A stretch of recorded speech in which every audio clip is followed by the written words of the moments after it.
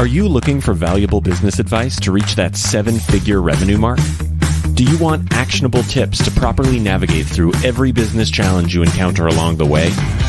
Let Tersh Blissett and Josh Crouch be your guide in getting you to the top here at Service Business Mastery. Tune in as they sit down with world-renowned authors in business, leadership, and personal growth who share valuable insights about management, marketing, pricing, human resources, and so much more.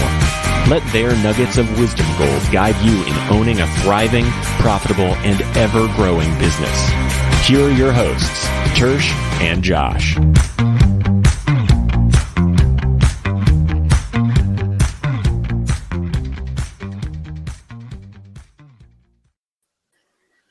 Good morning and welcome back to the show, everybody.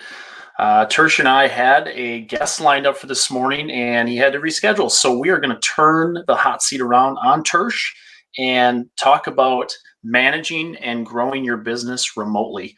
As anyone that's listened to this show for any length of time knows, Tersh has been remote before it was cool and before the pandemic started. And so we're going to go ahead and ask him questions. We're going to try to get some questions from the live audience today and see what we can do to help you all grow your service businesses and start to think outside the box a little bit. So with that being said, this is kind of unique for me, but welcome Tersh to the show. Oh, hello there. How are you? Hey, Josh. So the other day, real quick, I spotted this albino leopard. Where's your little thing? Your little bad joke thing? I could do. It was the least I could do. Get it? Where do you get your jokes, man? Spotted an albino leopard. All right, let's go. We'll move on. I mean, do you Google your jokes?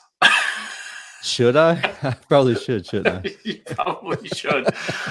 Oh, man. That's a killer. So it's funny. So as some of you guys know that watch us live, Tersh and I were at Service World Expo last week. So it was nice for me because Tersh and I really only met in person maybe twice. I think so.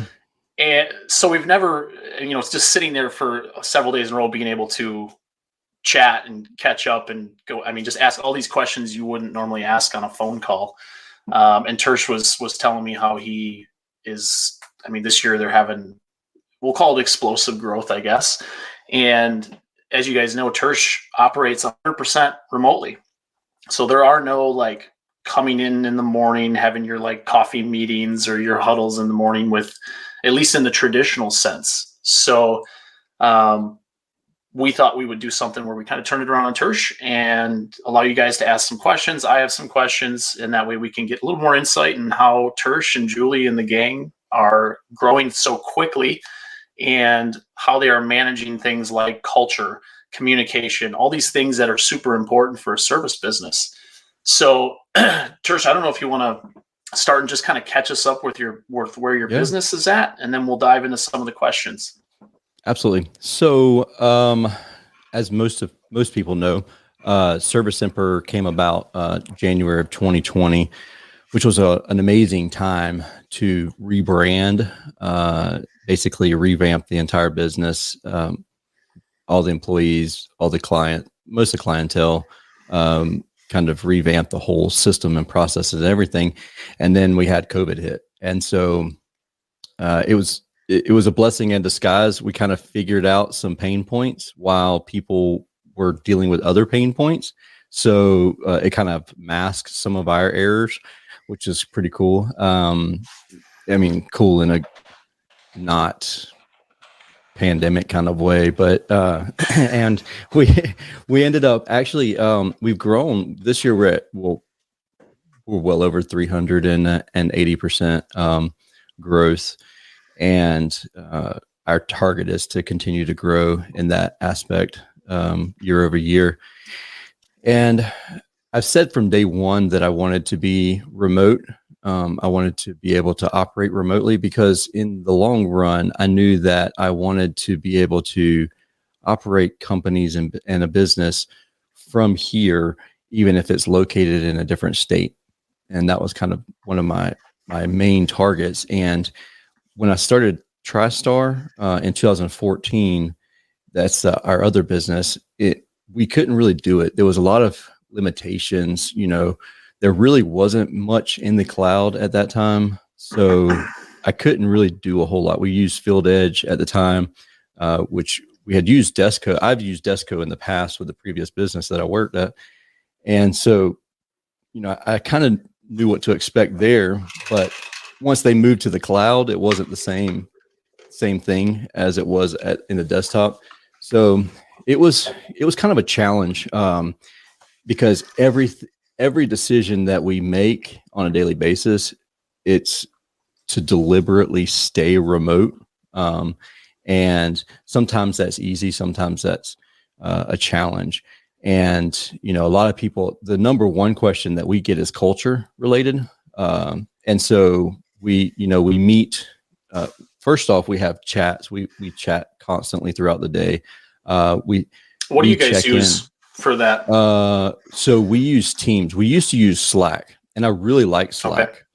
I would, if someone's listened to this and they have never done any kind of internal communication, if they're still using a group chat on, via iPhones, and you're just scrolling constantly trying to remember what chats go to what, Slack is just too simple to use, and it's free up to, I think, 10,000 messages or something crazy. Yeah, well, I think it will continue to be free, but once it gets to 10,000 messages, like, it won't store those.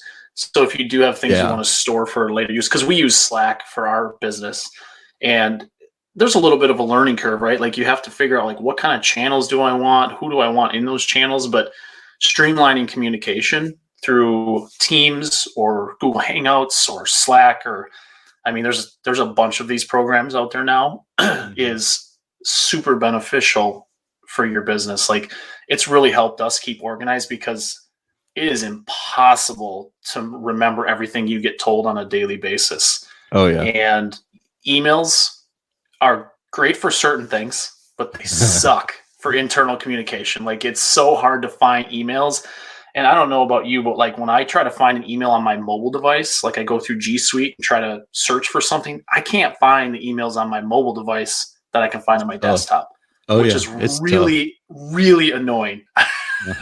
That's why if I'm not sitting here in my office, then I have my iPad or my laptop with me, and that's the biggest thing for me, because just like you said, because we use Microsoft Office. And so Outlook on the phones, it's difficult to search also, even though I think it was about 2 years ago ish, something like that. We had a little meet and greet dinner event with Ari Mizell, and he's kind of the king of automation. And he wrote a book called Replaceable Founder. And I kind of took what he said to heart there, and did a lot of the things. And one of those things was just spending a little bit of time and creating different categories inside of Outlook and stuff like that. So then as soon as I'm scrolling through things, I can just easily move it to certain areas, and then create rules is where that's the biggest thing, is creating rules that automatically move things after I've looked at it, or after it's forwarded to somebody else. Steve Cassette, he's actually a great guy. We had him as a guest recently on our show. He asked about handling IT. So our office workers actually have laptops, and they're ours. We use, Steve, you would ask this super technical question. We use, it is a platform through Apple management for the iPads for the guys. Is that Jamf or Jamf Now? Yes, that's it right there. We use the same thing for our iPads. Yeah. And that was a royal pain to get set up, and I'm still playing with it at the same time. But it's one of those things where I actually have a stack of iPads laying around here that are locked out because the password's gotten forgotten or something. So yeah, it's definitely worth the frustration of dealing with it, getting it set up to start with. We also use, we use Teams. That's what we use now. So that's what I was getting into, the Slack. Do you want to talk from Slack to Teams? Go ahead. With Teams, do you want to talk a little bit about like the structure, like what you do for channels and stuff like that? So just so people like maybe aren't familiar with this, they can get some ideas on how they may structure something like this so they can keep communication relevant to certain people. That way you don't include like all of your employees on all these channels and nobody gets anything done. Yeah, the biggest frustration that our guys have had in the past, even with Slack, was the fact that they were getting notified too much. And once you become notified too often, you start ignoring it. And I'm guilty of that myself. It's the same way with emails. I used to be the type person where I couldn't have any red dots on my screen on my phone. But now it's like there's certain ones where it's like I just know, like YouTube. I get so many notifications from YouTube. I just like, whatever. It's going to be there. You're going to have red dots. So you're not watching my videos? Oh, you had the video out. Oh, man. No, I'm just kidding. Yeah, I'll watch all your videos. Of course I do. Yeah, right. So with our Teams, and Slack was pretty much the exact same way.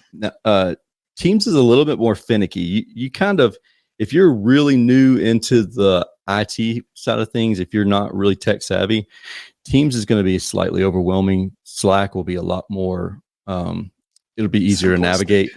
Yeah. But I'll tell you the same way, or the same channels pretty much for the most part. We use a 5-3-1 process. So like level 5s are the worst or the most important. They're not worst, but they're either going to make us money or cost us money. And so level 5, so I have them labeled. Channel 1 is banter, which is like people are goofing off. Everybody has their notifications turned off for banter so that it's not chiming all day long. That's where people are going to send memes and whatnot like that. And that's where we really build culture, because we really can goof off a lot in there, within reason, of course. But then I stuck in a number 2, and that's chat, team chat. So it's not quite banter, but it's not a level 5 important. So like you get to it. And then level 3, I have office chat, which is just our office staff. And then I have a level 3 service department, which is just our service techs. And then I have a level 5 or a number 5, and then it's important next to that. And that part of our communication is the important channel is that all notifications are turned on. Your banner notifications turned on. Everything's turned on. And Steve wrote a little book there. You can read that, Josh. I can't read and talk. But yeah, then I have a dispatch and debrief request. So anytime whenever somebody's ready to be dispatched, they just hit in there that they would need to be dispatched. And same with debrief. Our debrief is, I don't want to go too deep into the weeds with this, but our debrief process is pretty fast, even though I'm going to say is it sounds like it's not very fast, but they complete a form, and it's the same form every single time. So they know what to expect on the form. And then the dispatcher reviews the debrief form. And then that's in ServiceTitan, right? That is in ServiceTitan. Yeah. And then as long as everything checks out, she's like, all right, you're good to go. Let me know when you're ready to be dispatched. Most of the times they'll say, I'm ready to be dispatched now. And then she can go ahead and dispatch them. Otherwise, they'll just message in that same channel, they're ready for a dispatch. Now, whenever they say that, they say dispatch, please, or something to that effect. Whoever gives them a thumbs up, that's the person who actually will dispatch them. So that's how the technician knows that that's been acknowledged, and expect that person to dispatch you. So like there's 3 different people typically who would dispatch someone. Even so, we have one main dispatcher, but if she doesn't catch it, then we have a couple backups so that they're not sitting there waiting. And then we have an installation channel, and then we have a marketing images channel. So this is going to the marketing team. So one of the biggest challenges we have with that channel is having everybody take pictures in landscape mode instead of, horizontal. So it's just or vertical. We're constantly trying to get them to take horizontal photos and upload them. And we do a lot of yard signs. And so every time they take a picture of a yard sign, or every time they put a yard sign out, they'll take a picture of it and upload it to that channel. George, yeah, I'll touch on the rebranding here just a second. I'll put that back up in a minute. Okay.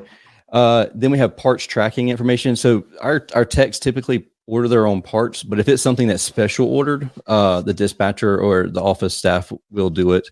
And so it's put into that channel. And that's not going to be your capacitors or contactors. That's going to be something that's special ordered.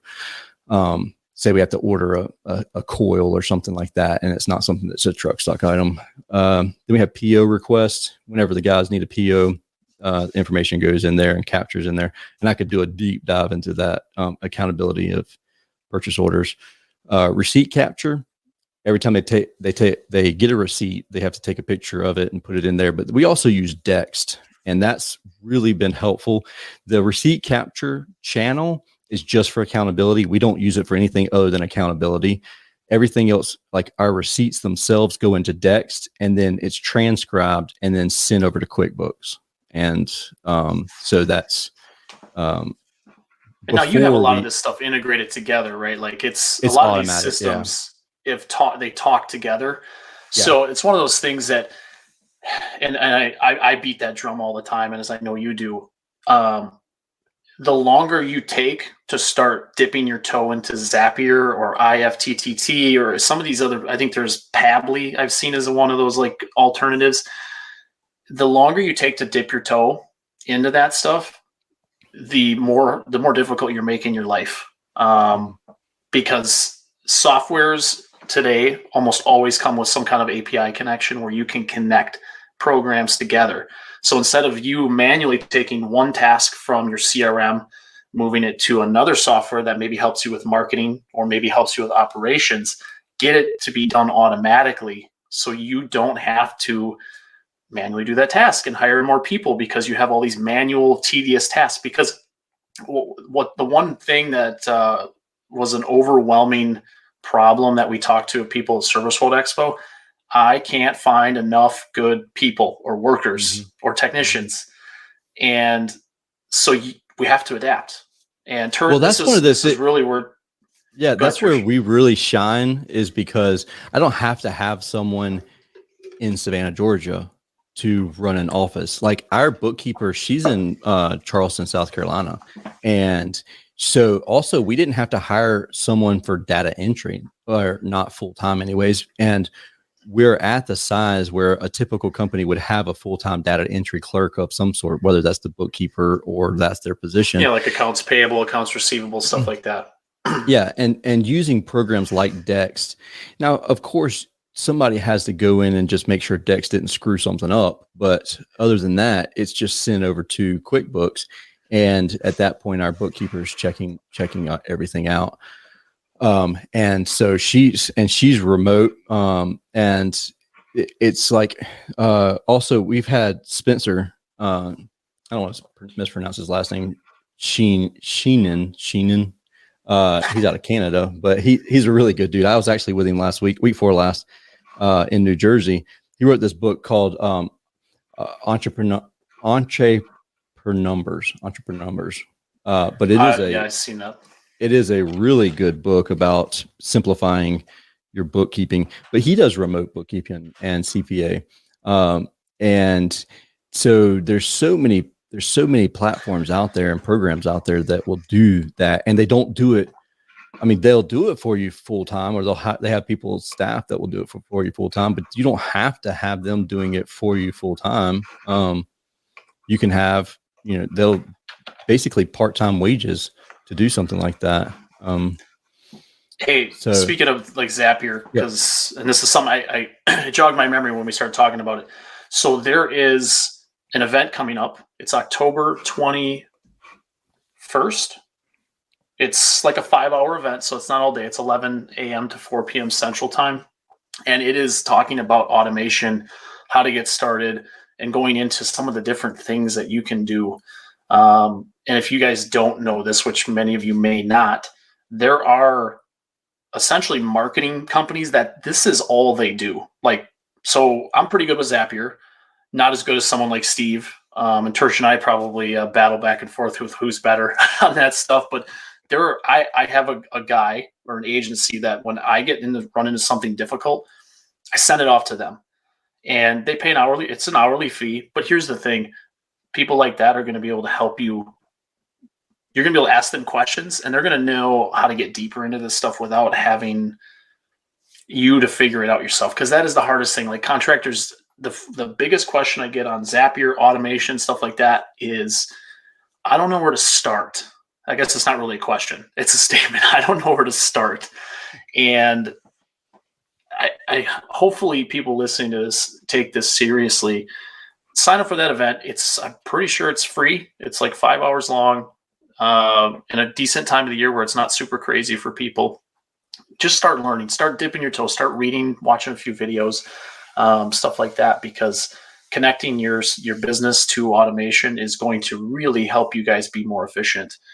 So I don't know if you have anything else to add on some of that automation stuff, Tersh, but yeah, I mean, we do like 2,800 Zaps. Now, keep in mind, that's not just with one business. That's a couple businesses there that we do all those Zaps.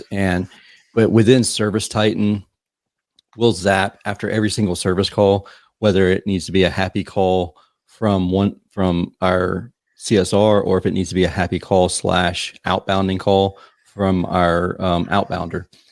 And it'll automatically go into their task management. Wow calls, like we do all of that.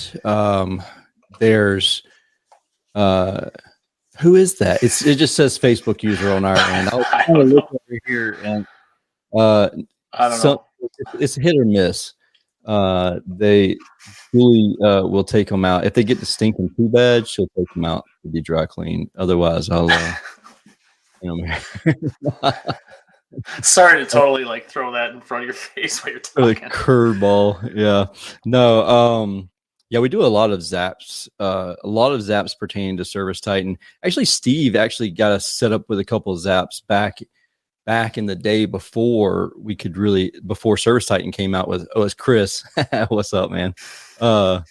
So back in the day before we could do, before ServiceTitan had a Zapier integration legit, Steve had created one for ServiceTitan, which he helped us do a lot of really cool Zaps also. Yeah, that's actually how I got set up first too, was his unofficial one, and then the official one, and then I realized that the unofficial one was better than the official one. So I wish I wouldn't have There's changed. a couple things. There's a couple things on the official one that have been pretty cool. And I'm trying to think. I don't want to step on Steve's toes by any means, but I think that there was one. Oh, so every new residential client that gets added to the system, they automatically go into MailChimp. So they get added to our monthly filter reminder into MailChimp. Well, and see stuff like that. That's super easy, right? Like think about your marketing. Yeah. And I use this a lot because I own a marketing company. But that's some of the stuff that we do is we help connect that stuff. So that way, because before Zapier and before I knew how to use it, every month or every week we would export our list. I'd have to clean it up, send it over, import it, make sure it was right. Like it took me probably 20 to 30 minutes every week to do this. Yeah. And then when we got busy, guess what I forgot to do? I forget it for like 4 or 5 weeks. I forgot where I left off at. Now I got duplicates on the list. Like it's just a mess. So that was one of the first things we set up with Zapier was in your CRM, when a job is completed, we send that customer's information over to a list. And now that list, now ServiceTitan's much better at this than most, but you can segment that list based on job type, based on how much they purchase from you. So like and you start talking about like, I know one of the vendors we met and you were showing me before that you got a case from or a little cooler from them of cookies, like 2 years success, stuff like that. So an installation over $5,000. I'll show you. Yeah, so they integrate with ServiceTitan also. And so Power Selling Pros is what it says on the outside of this container. But whenever we got back in town, Power Selling Pros, I had a package here, and it was a little cooler, and Power Selling Pros sent it to us, and it actually came from To Your Success. Now, To Your Success, they've been on the podcast before, so I'll try and find that episode and link it in the show notes. But then and of course, Julie and I are on this 75 hard challenge, so we can't eat these cookies, but they're sealed. I am not on 75 hard challenge. So if you want to ship those up to Wisconsin, buddy, you just go right ahead. But I love the fact that, I mean, we were talking to them the other day at the show, and you can set it up so that if it's someone over $5,000, they spend over $5,000, or maybe you want to make it over $10,000, you get one package. Then the next package is down, Mm-hmm. and then somebody that spends over $200 but not $5,000, then you might want to send them like a smaller, care package or a wow package, and it's going to be, it's private logo, it's private branded, and you can have it so that it has your logo on it, just like the team from Power Selling Pros that's sent over to us. And I think they had ones at the show. You could co-op those too. Like if you put the Daikin or Lennox or Carrier logo on it, you can co-op these things. So you're only paying like 50% of it. But again, it's the whole point of the automation thing is just to make you more efficient and make your business seem like it's got it. I don't know if I can say shit, but got your shit together. Like, because otherwise you have to have someone manually package this stuff, manually bake the cookies, think of all these hours saved. You don't even realize it. And it is a full-time job or 3. And oh, totally. But it's just one of those things I could beat that drum literally all day. But I don't know if we want to jump back into George's question, because you were before 2020, you were Icebound Air Conditioning and Refrigeration, right? Or is it Icebound US, or what was the actual name? It was technically just Icebound, and it was implied HVAC and refrigeration. And I like that brand. I mean, I didn't dislike the brand. I didn't like the Penguin logo. I didn't like it. I love the Penguin, man. No. I mean, I didn't hate it or anything, but it wasn't my favorite thing in the world. What I'm envisioning, Tersh, is you like dressing up as a mascot and walking around waddling like a penguin to all these events and shows and stuff like that. I mean, I'd do it, attention beats marketing 1,000%. So, you get so much good publicity in the local Savannah market for that, because you already got the Savannah banana guy. So now you can have the Penguin. You guys can show up to the baseball games. Well, I'll tell you, they have the parking penguins, and so I was trying to sponsor the penguins, the parking lot, because they have the parking penguins, and they were dressed up as penguins. But that was right about the time that we decided to do the rebrand, so we had to ex-nay that. And also another reason was that a penguin doing plumbing, it didn't really make a whole lot of sense. So we knew that we were bringing on other trades. And so before we got large, I wanted to make sure that we rebranded the company. And the biggest thing with the rebrand is letting our audience know that we've rebranded, because even people that I know within the community, they were like, I thought y'all went out of business, and it was in 2020, and people were like, I just assumed that y'all went out of business because of everything. And we had actually sent out emails, and so we're still doing that. We're still sending out emails. Hey, by the way, did you know that Icebound is Service Emperor, and that type of thing. So, and it's something that's a constant battle, because we don't want, like, our new clients, we don't want them referring anything to Icebound. So it's a fine line. We don't want to throw too much of Icebound stuff out there. But yeah. Now and I'm pretty sure you had help through your coaching organization, CEO Warrior, right? This is part of what they do. They helped my previous boss with the same thing. So it's not quite the same process, George. It's a very thorough process. It's a lot of understanding what is in your local market, because you don't want to be the same colors or the same type of brand or the same mascot or anything like that as a competitor, because that could really doom you, because then all of a sudden you got people leaving you reviews and they meant to leave it for a different company, stuff like that. Mm-hmm. But as far as marketing, I think the most important thing is to be prepared to have a story about why you rebranded, because that's a good point. Rebranding just to rebrand doesn't mean anything to anyone. Like it, so what? Like everyone, the companies want to rebrand because they want a better image or they want to stand out more, but there needs to be a quantitative reason to your customers and to your local community of why. Like, because you felt like this is going to allow you to grow and continue to add jobs in the local community, or add services. Like if your name has heating and air conditioning in it and you want to add plumbing or electrical, well, generally speaking, you have to change your name. So stuff like that allows for a story. And KickCharge, I mean, you're in the right place. KickCharge is phenomenal at this. They'll help you do the whole brand story. They will do a kick-ass logo for you. Like I work with a ton of people that have used KickCharge, and Dan and his team do a phenomenal job of really being thorough. Like they don't cut corners on this stuff. So I'm sure he'll have an entire process for you to help roll out. And obviously, George, you work with me, so we'll be able to help you with that too on some of the communication side and just some ideas and things to get out to your local market. But honestly, letters to your customer base, emails to your customer base, making sure that this stuff is bold on your website, why you rebranded, and then maybe put something like formerly Advent Air or whatever the name of your company is, so people know they're in the right spot, right?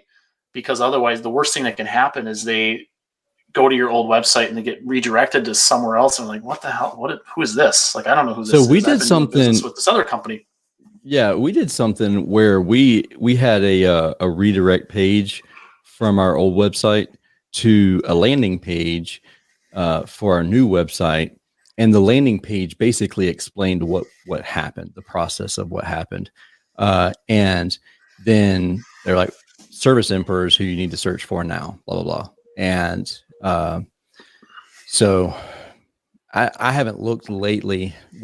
For a while we had a lot of traffic on that page, but we also redid our website here recently too because of Google's updates and everything. So I don't know the exact traffic on that page now. I know it was teetering off pretty drastically as people were picking up our new brand. Yeah, and I over time, people forget who you used to be. You know, there might be some people that have been with you for a long time that will know it, but otherwise they'll know you as the new brand. It doesn't take a long time. You just have to be consistent with your message, even answering the phone. Let's say you name yourself ABC Heating Company and you used to be a different name. I would answer your phone differently, at least for the first probably 6 months, and just, hey, this is whatever your new brand is, formerly whatever your previous brand was. How can I help you? How can I make you smile today? Something like that. Yeah, that's what we did. It has to be well thought. Like you have to essentially go back and kind of reverse engineer, like look at your calls, look at how you answer emails. Don't forget your signature and email. Like there's so many little things that come along with a rebrand. So as you're going through the process, maybe make a list of the marketing pieces that customers may see: email signature, phone calls, business cards, stuff, stickers, like all these little things that you guys hand out on every service call is going to have to be updated. So it's one of those things, like sometimes people are like, I just want to rebrand. Everyone's rebranding. I want to do it. Let's just do it. And they get to it. Like, it's a lot of work. It is. It can be expensive too. Approve a lot of design. Oh yeah. I mean, just the graphic design part isn't cheap. And then you have all of the pads of paper and the in-home things that you use, and it gets to be a lot. And even still, so I didn't really change my logo. George. I essentially changed the colors of my logo. There's places online I run into and I have the old colors and I just haven't updated. Like there's a lot of things, because everything is so interconnected these days. It just farms out to a million places, and you try to corral that back in is really difficult. Honestly, that's one of the challenges of using something like Zapier and Airtable, because with Airtable, I'll create 30 posts in a month, and then Airtable sends it to wherever Buffer, and then Buffer sends it to all the social media platforms. And so like just getting back to where it's originally at, that can be a challenge, that's for sure. So, I like what Steve says here in his comment. Yeah, I figured I'd throw that up there just in case people are watching, they can read that. And so just so anyone knows, if you use House Call Pro or use ServiceTitan, we have unofficial Zapier groups for both. Steve is in the ServiceTitan group and is probably one of the most frequent commenters because Steve he's really good and really brilliant with this stuff.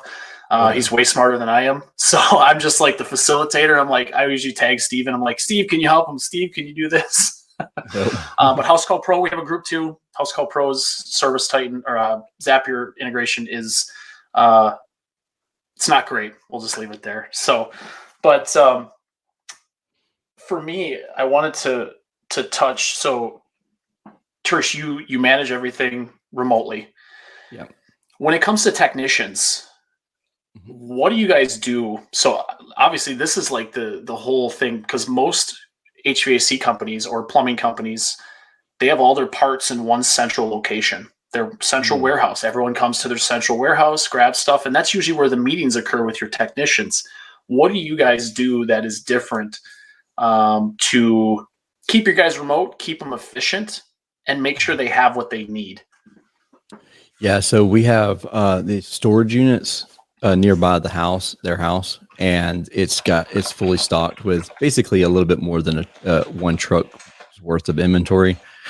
Some of them, especially around the installers, there's a lot more ductboard than what really needs to be there, and it's like inventory anywhere else. It can get out of hand if you're not careful with it. But it's also it makes it so they stay out of supply houses, because it's for our guys, they get paid flat rate and they don't want to be in a supply house. It's inefficient for them, and they get irritated when they have to go to supply house typically. So it's right there. They can replenish it. And then the vendor actually is on I call it VMI. It's where the consignment. So they actually will help replenish that, the inventory there. So who's in charge of that? Is it someone internally at the company, or is the technician that's in charge of maintaining their stock levels? Or is it an app? How do you guys do it? Okay. All of the above. So ServiceTitan, we have inventory through ServiceTitan. And then we have an inventory manager that works part-time and just goes around and checks everything. The TM from the supply house, they do a double check on it. But then nothing gets restocked unless it's been put into if the service technician didn't put it as a material on a job, so they can't get a truck replenishment if they didn't fill out the invoice properly. So it's kind of a check and balance. We had like 3 different checks and balances there. So what Tersh is talking about, so in ServiceTitan and other programs, you can, when you add a line item to an invoice, generally speaking, you need materials, and there's a truck replenishment thing in ServiceTitan where you upload all the stuff that's in your truck. And then just like you would at a retail location, like if you're at a Target, they do the same thing. Like if you pull one from stock, it shows in the inventory system, so they know once they get to a certain number, like if you get down to 2 capacitors of a certain size, we need to reorder so we can get back to 6 in the truck, or whatever the case is. But it's kind of, again, it's a little bit kind of an automated system because the software is doing the work. Your technicians just have to fill everything out, and the software does the work and allows you to just continue to operate. And then honestly, things just come. You can even connect that with your suppliers, and they can just automatically place orders for you and just keep sending you stuff. So we used to use Stock Pro. So Watsco, if you're a Watsco dealer, if you're doing HVAC and you're a Watsco dealer and you're listening, they have a free platform that's called Stock Pro. That's what it's called at Baker's. East Coast Metals calls it something different, but they actually have QR codes or barcodes that you can print out and put inside the van and scan it, and it'll do a min max on there, and it'll let you know when the technician needs more because they've scanned it. As long as they're doing it properly and scanning it, it'll tell you that it's time for these materials to be replenished, and it's a free program through your Watsco dealer. So would you say managing remotely has forced you to become better at systems and processes, or? Yeah, you find loopholes really quick. There's people don't see each other doing things, so everything has to be written out. Or we do a lot of videos, so you have to have a video on the process, or else people are just going to say, oh, well, that's not how it was explained to me. And then there's less checks and balances. So you have to be very careful with this. And Chris Hughes and we spoke on this in 2020, I think, at AHR Expo. And we talked about just being remote and having that culture, and also those checks and balances. And it's definitely one of those things that every time you find an issue, creating a new process, like you don't want to be like so process driven that's like overwhelming for somebody that's onboarding, but it makes things a lot less complicated every time somebody has a question about something, they can just go to the channel in Teams and it's there. So that's another great thing about Teams. And Steve made a great point earlier. The Teams integration, Microsoft 360, is Google is a lot easier, but Microsoft has he says a crap ton of features compared to Google, and one of those features is everything that I have stored in the cloud in Microsoft 360 or 365 I can add to Teams, so everybody can access their files. So all the policies and procedures are at their fingertips on their phone or iPad, that removes all excuses from any equation. There's always that, all the policies and procedures are there. So I know we had Al on, and Al's big proponent of the manuals, which, obviously there's always value in having those paper manuals. Yeah. So it sounds like you've kind of taken a similar approach, but maybe a modern take on it, where you have videos for processes. Is that accurate? We do have videos. We do have written manuals too, because being in the world that we're in, I have other organizations that I'll like, hey, what do you do in this situation? And they just like, here's our policy. And they just send it over to us and we revamp it.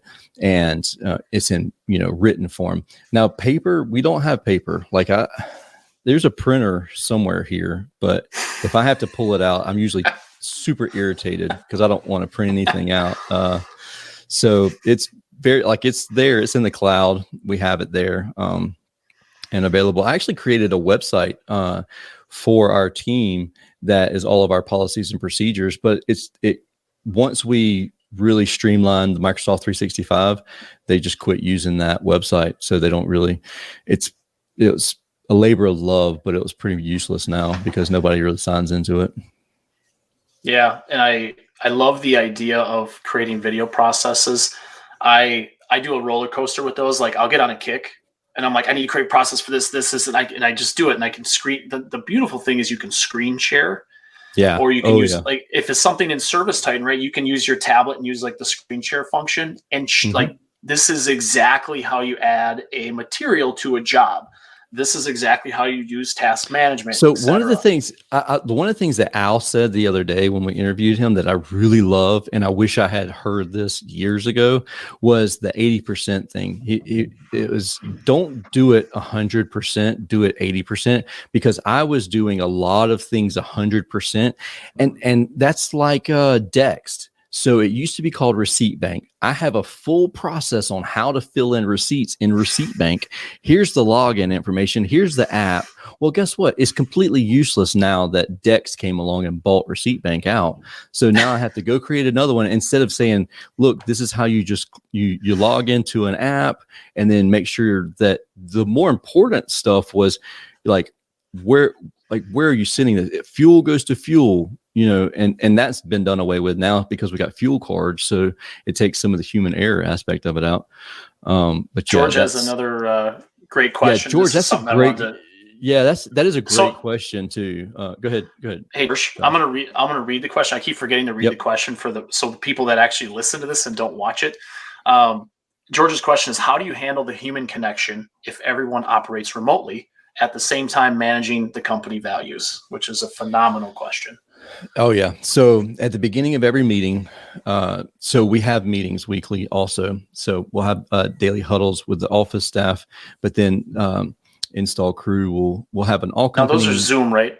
Yeah, they're over Zoom. Teams or Zoom. Teams kind of sketchy. It's glitchy sometimes, but mainly over Zoom.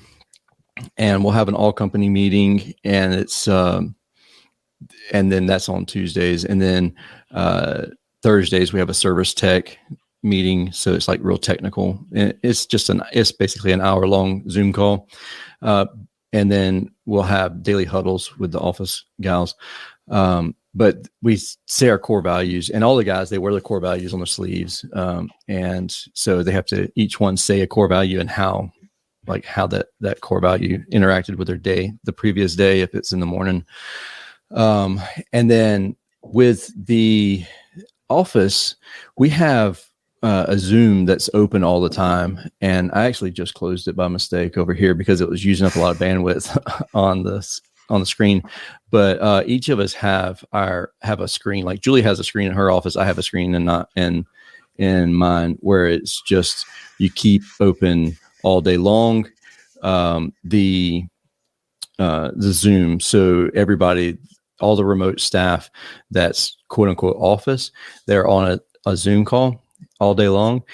And then you keep everyone's on mute, right? Like they're on mute. And then, so that way, if they do need to talk to one another, just like you would in an office setting, right? Like if you had cubicles, you would just kind of like peer over the cubicle and say, hey, this, that, or the other thing. They just unmute themselves, say it to the group. And then obviously when someone can respond, they respond. Yeah. We've had to be creative with that too, because sometimes I'll just unmute and start going to town talking, and two of the people could be on the phone and they're like, stop. Shut up, Tersh. Yeah. That's always me sticking my foot in my mouth. But yeah. And then we also do at least quarterly team gatherings, and we go big or go home when it comes to our quarterly functions. Do you mind sharing some examples of like some recent ones you guys have done in the past, just for ideas and to start generating things for people? Yeah, so we do low country boils. We live on 250 acres here, and so we'll have anybody that within reason that can come here, they'll come here, and we'll do a low country boil. We also will rent a 250-foot obstacle course slide, water slide blow up thing, and so like everybody's kids come and they'll play on all day long and stuff like that, and so. We do that, every quarter, and we do a lot of shooting here too. Where you're listening, you might not do a lot of shooting. You always do that. You're in the South, man. Everybody shoots in the South. So we'll do some shooting. We have a lot of places to do that here, and then just anything. We'll do breakfast. So we try to do a monthly breakfast too, where we'll just get together and we'll go to one of our clients, one of the people that use us, and we'll do that. And then, Julie's in the comments here. She brought up a good point too. Like when we had to update our insurance, we'll go to the insurance place itself and do a meeting there. And it's always great because then I'll get the insurance guy to pay for breakfast. And so that's a win-win for me. So, George, essentially, there's still plenty of human connection. It's just not every day. It's not every day we cut shake out someone's hand, stuff like that. Yeah, we cut out the hour and a half of water cooler talk, and everybody still chats a lot with each other. But yeah, that's kind of what. Can I ask you a question on that? Because this is, I know you and I have talked about this. So a lot of times, like on Slack or Teams, people will still have like a water cooler channel, which sounds like it's your number one.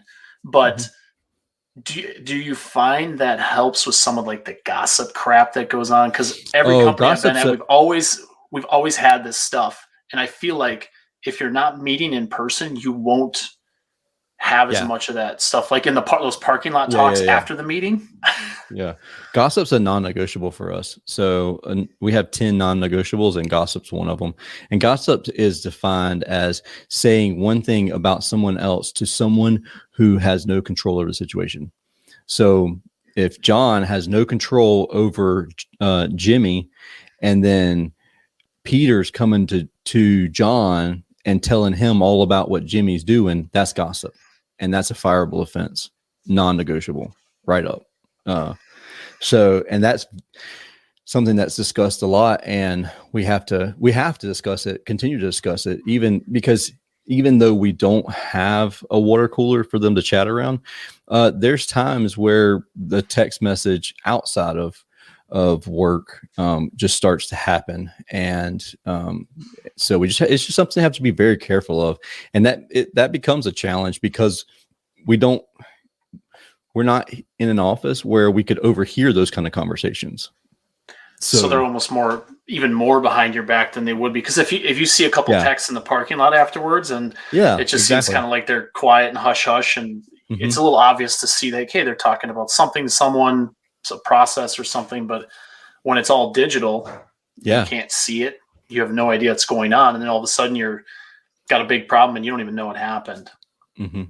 Yeah, 100%. And Steve made another great point. Steve, we should have just had Steve chime in here too. Dylan said there would be no staff if there was no gossiping. No, we could do it without gossiping. It's definitely possible. But it's a chain of command thing. So like you have to understand the chain of command and the authority, the authority command and everything like that. But Steve. Julie must be the one planning these events.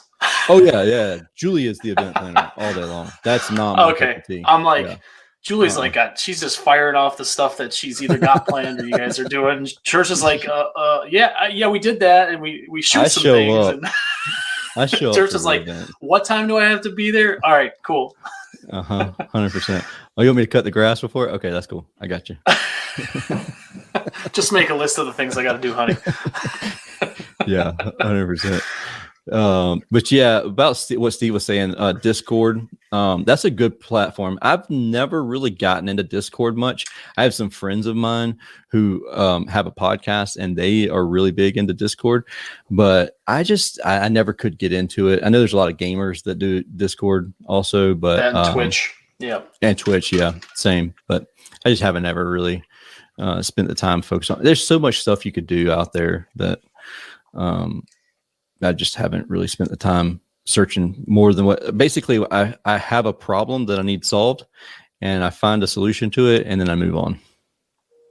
Yeah, that can be difficult for me, because a lot of times I like to know what's out there and all the different functionality, and you go down these rabbit holes, because literally, and we talked about this at Service World Expo, there is a vendor or software, I shouldn't say vendor, a software company for literally anything. I even ran into a company that has virtual yard signs, if you can believe that's a thing.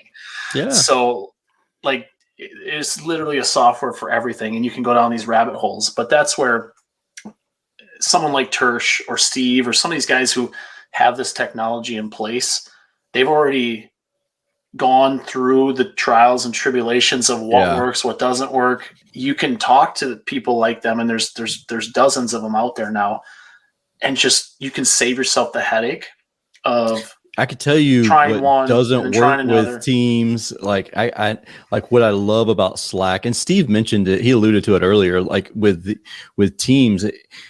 With Slack, I love the integration with Zapier because I could share things as myself. Well, Teams, it doesn't. It comes in as a Zap from Zapier. So it looks kind of goofy and it's not as personal. Yeah, personable. And then there's certain things in Teams that are just horrendous, and there's nothing I can do about it. Microsoft doesn't care what I say about any of these things, but yeah, Steve's a great, I learned so much from Steve, and they had their business, the business that he works for, they do a ton of automation. And so, you can learn a lot from them also. Yeah. So I don't know if there's any like other big outstanding questions you get a lot, because obviously you've talked about this enough. People probably come to you and ask you these like questions like, "Hey, I'm thinking about doing this remotely. What do you do for this or that?" Is there like a really big question that maybe we haven't answered? Yeah, that would be, George. George. I don't know about all that writing books and stuff. The communication with clients. So with us not being all in one office, so with the office staff, quote unquote office staff, I'm using air quotes there, they're not all in one central location. It's hard for us to overhear conversations. So we use Podium for that. And so all of our outside client communication comes in one spot, and that's in Podium. And that's been a game changer for us. So how do you, and that was one of my notes. And of course we got on different topics, so I forgot. So you have your 3 office staff who are muted on Zoom. Something comes in through Google My Business, Facebook, or whatever, it goes into Podium. How do you make sure like multiple people aren't answering the same request? Is there some kind of system for that? It tells you automatically on there who's answering it. And even if somebody's in the middle of typing something, it'll tell you real time that they're typing it out. They're typing. Okay. So you can see that somebody's doing something before you start typing out a response. Yeah. Mm-hmm. And there's people like we have the chain of command, or we have who does what when. And so before I would answer anything, I typically would go into Teams and say, "Hey, has anybody answered this person, or are you prepared to answer for this person's question?" Blah blah blah. Because I'm the last person that answers the questions in there, because usually I'm way out of the loop, and usually if I answer, it's going to be the wrong answer. So, and Julie commented in the comments below. Everybody that's on staff with us, they do their job, and they do it way better than I do. And Julie, one of the things that Julie mentioned in the comments was that the quote unquote office staff, the Podium lets all of us see who are talking to the clients. And so that's one really good thing for me, including the technicians. So when the technicians need to text the clients, they like, we know that the technician has texted the client, and that's the accountability aspect of it for the technicians, and the client doesn't know who's texting them, because it all comes from the same phone number, which is funny at times, because they'll say, "I don't know if this is Julie, or if this is Katie, or if this is Tony, but I just need this to get to a certain person." And they don't realize that it goes to us all anyways.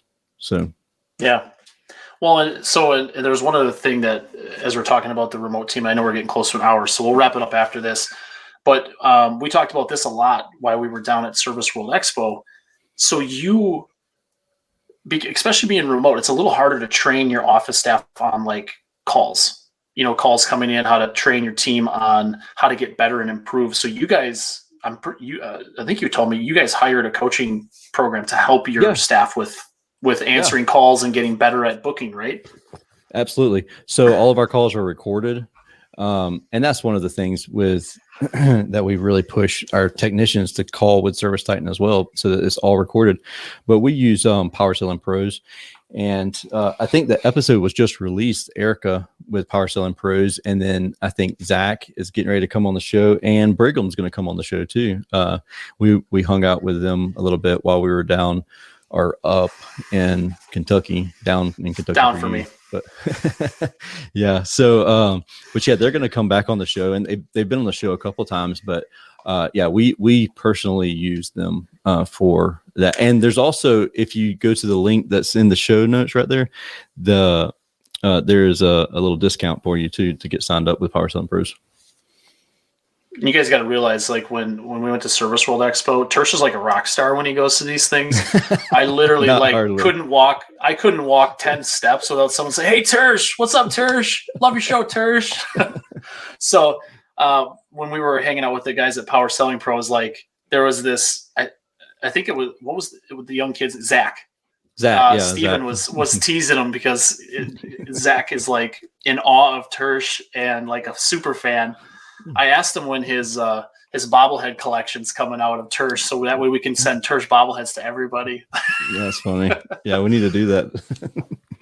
But there's a little discount there for you guys. Power Selling Pros, they were one of like the first companies out there to really help with answering your phone. Yeah.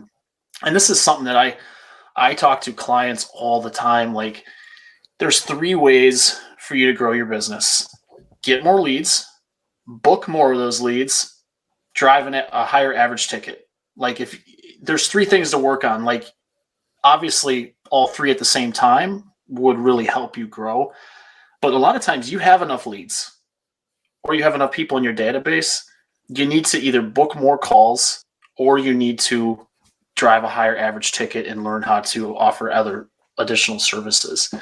So, and stuff like this would be point number 2. Power Selling Pros helps your team book at a higher rate, provide better customer service, make your CSRs happier, like just happier when they're on the phone. Like they don't dread it. Like they're just, oh yeah, hi, this is Service Emperor. I want to book your, like I've listened to calls and I literally want to scream at how people answer the phones because they're not happy. They're not happy people, or they just don't like their job. Gotta smile. Yeah, you got to smile when you talk, and Power Selling Pros really helps bring that out of your team. So I think there's going to be some bald freaking bobbleheads, man. That's funny. But so hopefully this was helpful. We kind of covered a wide range of things, so hopefully somebody gets at least a little bit of value out of this show. I don't know if you want to close it with anything or yeah, I mean, if you have thoughts? any questions about any of this stuff, don't hesitate to reach out to Josh or myself. I mean, any of us, because this is truly like, this is completely unscripted because this is how we do things all day, every day. So you have a question about this, like, let me know, because I could help you out and point you in the direction. And there's a lot of people that I probably didn't even mention, just because, I mean, there's so many people who have had an influence on making this automation. Absolutely, Steve. We'll send you some bobbleheads to Canada too. But yeah, there's a lot of people out there who have helped out tremendously with making us remote and making it possible for us to be remote. And it also takes a different mindset for the technicians. So if you took your business right now and you just threw them out in a remote atmosphere, be prepared for some kickback. It's something that I would probably ease into if you haven't been remote and you've been in business for a long time. It was easy for us because we were new and the business was young. So yeah, it's one of those things that it definitely you need to ease into it. Like it's like anything in your life, right? Like if you just tomorrow woke up and you decided to be a totally different person than everybody knows, they're going to be like, what's going on with you? Like, you know, so it's going to be some kickback. Just do it gradually and reach out on Facebook groups, reach out to Tersh. I'm happy to help where I can. I never operated an HVAC company that way, but my company now is remote. So I'm kind of going through some of the same things that Tersh has as far as setting up our business and systems and stuff like that. So we didn't talk about it, but there's the whole aspect of call, people in Philippines answering phone calls and stuff like that. I mean, you have all kinds of remote people doing stuff. So yeah, that's a whole nother rabbit hole we could dive into, but that's probably best for another show. Yeah. So hopefully, and again, I don't have a great outro because this is my first time being the actual host of the show. So, but hopefully this was super helpful to anyone listening or watching. Until next time, we do have some really cool shows coming up. We met some really cool people at Service World Expo. So hopefully you guys share this podcast and get it in front of some other people, because we're going to be talking about some really cool kind of cutting edge stuff here coming up. And we hope that you guys all continue to tune in. Until next time, let's, I don't know. I need a tagline. I'm just going to end it. Peace. Thank you for listening to this episode of Service Business Mastery. Now that you are equipped with essential business advice from this impactful conversation, you are one step closer to becoming the successful owner of your dreams. If this episode has been helpful to your business journey, don't forget to subscribe to the show, leave a rating, and share it with other owners as well. Visit ServiceBusinessMastery.com to learn more.